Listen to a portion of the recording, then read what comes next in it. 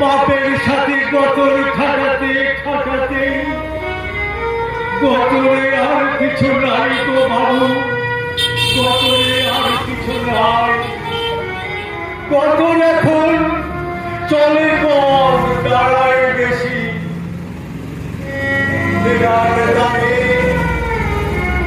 এক বস্তা দেনা করে পথটা চলে গেল এই পৃথিবী ছেড়ে। আবার এখন সেই একই অবস্থা।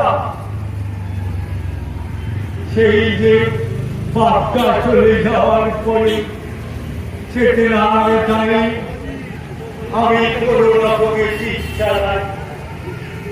বাপটা চলে গেল তাহলে এই পৃথিবী ছেড়ে। আমি এখন সেই আমার যে অবস্থা, সেই সকাল ভোর হতি না হতি সেই অভাবের সাথে আমার দেখা হয়, আর সেই রাতে শোবার রাত পর্যন্ত সেই অভাব আমার সাথে সাথেই থাকে। তাই অভাব আমার এখন বিষহরি, আর দেনা হলো আমার পিঠ। আর করতে করতে এমন অবস্থা হয়েছে যে লোকে এখন আর আমারে ভিক্ষা দেয়, ধার দেয় না, কেউ ধার দেয় না। দেবী বা কেন, তাদেরই বা কি দোষ?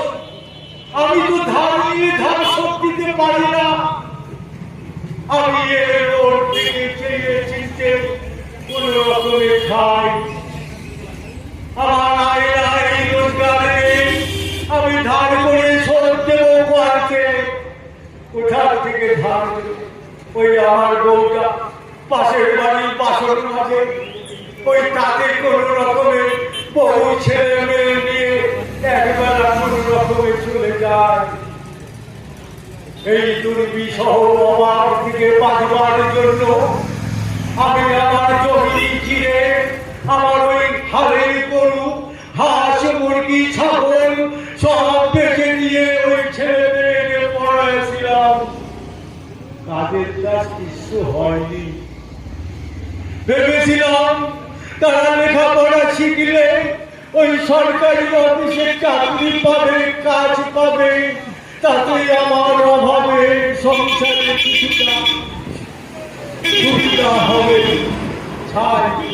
ছাই হয়েছে।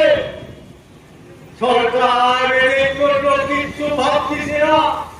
এই ঘরে বসে বসে বেকার ছেলে মেয়েরা হীনমন্যতায় ভুগিতে ভুগিতে তাদের নিজের প্রতি নিজের আত্মা হারাইয়া ফেলেছে। সরকার এর জন্য কিছু ভাবতেছে না, এদের কাজকর্মের কথা ভাবছে না।